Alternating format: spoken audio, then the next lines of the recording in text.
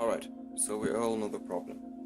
We want to drill a hole in the exact center of a dowel, just like this.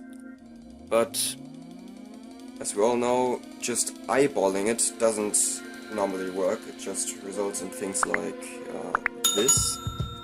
So that's not very on center.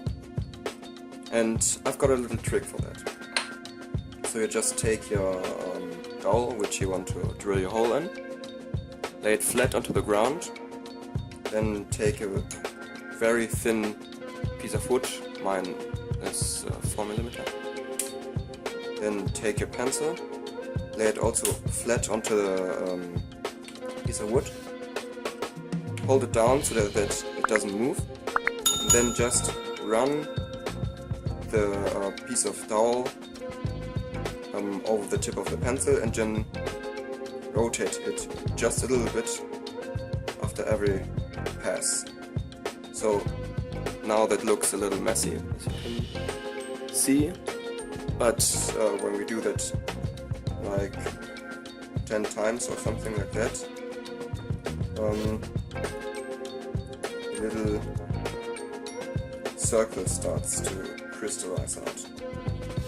So just like that.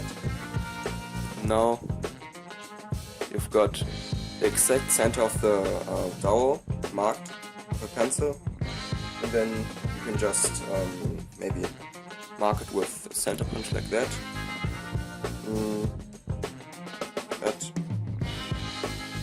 And now you've got the exact center of your dowel marked and ready for drilling.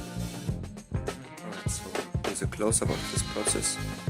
I just clamped the pencil down with a clamp, then just run your wooden dowel over the tip of the pencil and continue doing that until you see that this little center point is starting to show.